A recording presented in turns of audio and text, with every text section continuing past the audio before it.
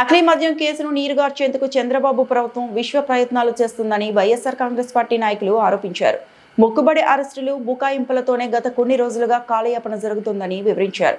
CBI విచారణ జరిగితే చంద్రబాబు వాటాల వివరాలు బహిర్గతం అవుతాయనే భయంతో కేసును దారి మళ్లించే ప్రయత్నం జరుగుతుందని యువ నాయకుడు డాక్టర్ ధర్మాన కృష్ణ చైతన్య అన్నారు. వైఎస్ఆర్ కాంగ్రెస్ పార్టీ జాతీయ అధ్యక్షుడు వైఎస్ జగన్మోహన్ రెడ్డి పిలుపు మేరకు జిల్లా పార్టీ అధ్యక్షుడు ధర్మాన కృష్ణదాస్ ఆదేశాలపై సోమవారం నాడు నర్సన్నపేట పట్టణంలో తిరుమల వీధిలో ఉన్న ఎక్సైజ్ కార్యాలయం ఎదుట డాక్టర్ ధర్మాన కృష్ణ చైతన్య ఆధ్వర్యంలో పార్టీ కార్యకర్తలు నిరసన కార్యక్రమం నిర్వహించారు. ఈ కార్యక్రమంలో ఎంపీపీలు, జెడ్పీటీసీలు, రాష్ట్ర జిల్లా నియోజకవర్గ మండలాలు, అనుబంధ విభాగాల అధ్యక్షులు, కార్యవర్గ సభ్యులు, సర్పంచ్లు, ఎంపీటీసీలు, వార్డు సభ్యులు తదితరులు పాల్గొన్నారు. అందరికీ నమస్కారం. ఈరోజు ఆంధ్ర రాష్ట్రంలో ఏరులై పారుతున్న నారావారి నకిలీ మద్యానికి నిరసనగా శ్రీకాకుళం జిల్లా నర్సన్నపేట నియోజకవర్గంలో యావత్ వైఎస్ఆర్ కాంగ్రెస్ పార్టీ నాయకులు, కార్యకర్తలు, సర్పంచులు, ఎంపీటీసీలతో కలిసి నర్సన్నపేట టౌన్లో ఉన్నటువంటి ఎక్సైజ్ ఆఫీస్ దగ్గర నిరసన కార్యక్రమంలో పాల్గొనడం జరిగింది. గడిచిన సంవత్సరాల కాలంగా ఈ రాష్ట్రంలో మద్యం ఏరులై పారుతూ ఊరూరకర బెల్ట్ షాపులకు కానీ పర్మిట్ రూములు ఇస్తూ పేదవాడి ఆరోగ్యాన్ని మరింత విధంగా క్షీణిస్తూ ఈరోజు ఈ ప్రభుత్వం, కూటమి ప్రభుత్వం చేపడుతున్న కార్యక్రమాలు నేరుగా ముఖ్యమంత్రిగా జిల్లాలోనే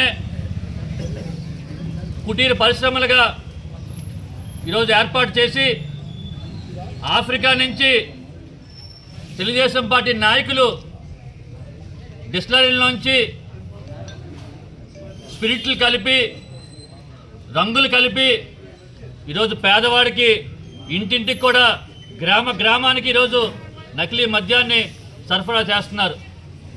అక్కడితో ఆకుండా ఏదైతే రాజధానిగా చెప్పుకుంటున్నారో అమరావతిలో కూడా, విజయవాడలో సైతం భారీ ఎత్తున ఎక్సైజ్ అధికారులు స్పందించి మేలుకున్న తర్వాత భారీ ఎత్తున ఈరోజు విజయవాడలో కూడా ఈ నకిలీ మద్యాన్ని పట్టుకోవడం జరిగింది. దాంతోపాటు రాజమండ్రిలోనూ, మరి ఈరోజు శ్రీకాకుళం జిల్లాలో కూడా మా నర్సన్నపేటలో, మా నియోజకవర్గంలో సారాకోట మండలంలో అవలింగి దగ్గర షాపులో నేరుగా కల్తీ మద్యాన్ని స్పిరిట్లు కలుపుతూ, రంగులు వేస్తూ ఇదే ఎక్సైజ్ అధికారులు పట్టుకోవడం జరిగింది. అంటే రాష్ట్రం మొత్తం కూడా ఈరోజు సూపర్ 6 హామీలు లేవు, కానీ నకిలీ మద్యం మాత్రం కొట్టుకు కూడా రూములు పెట్టి, మద్యం షాపులు పెట్టి, బెల్ట్ షాపులు ప్రోత్సహిస్తూ ఈరోజు ఈ ప్రభుత్వం వ్యాపారం చేస్తుంది. కమిషన్ల కోసం నేరుగా ముఖ్యమంత్రి స్థాయి లాంటి వ్యక్తులే ఈరోజు ఇటువంటి స్కాముల్లో ఇన్వాల్వ్ అవ్వడం చాలా దురదృష్టకరం అని చెప్పి తెలియజేస్తున్నాను. ఇప్పటికే చాలామంది చనిపోవడం కూడా జరిగింది. మద్యం తాగి చాలామంది పేదవాళ్ళు చనిపోవడం కూడా జరిగింది. దీనిపై తక్షణమే ప్రభుత్వం స్పందించి చర్యలు తీసుకోవాలని మరి నిన్ననే ముఖ్యమంత్రి గారు అత్యవసర సమావేశం పెట్టి సిట్ని ఏర్పాటు చేశారు.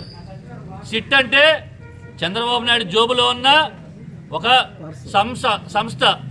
ఆ సంస్థ ద్వారా ఎటువంటి ఎంక్వైరీలు చేసినా వాళ్ళు చెప్పినవి, వాళ్ళు రాయమన్నవే రాస్తారు తప్పితే ఎక్కడా న్యాయం జరగదు. ఈ సిండికేట్లు ఇటువంటి కల్తీ మద్యాన్ని అరికట్టలేరని చెప్పి వైఎస్ఆర్ కాంగ్రెస్ పార్టీ డిమాండ్ చేస్తుంది.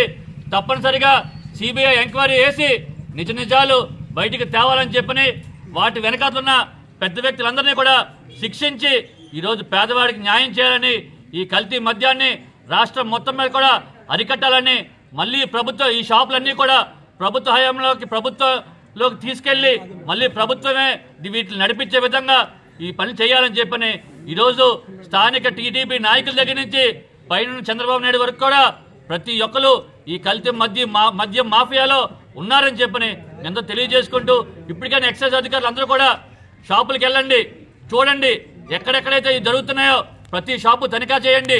వాళ్ళు తీసుకెళ్తున్న మద్యం ఈరోజు బెల్ట్ షాపుల్లో కానీ, మీరు ఇచ్చిన పర్మిట్ రూములు కానీ అన్నీ కూడా చెక్ చేసి న్యాయం చేసి ఆంధ్రప్రదేశ్ రాష్ట్ర ప్రజల్ని ఆదుకోవాలని చెప్పని మీ అందరికీ సభాముఖంగా పత్రికల విలేకరుల సమక్షంలో తెలియజేసుకుంటూ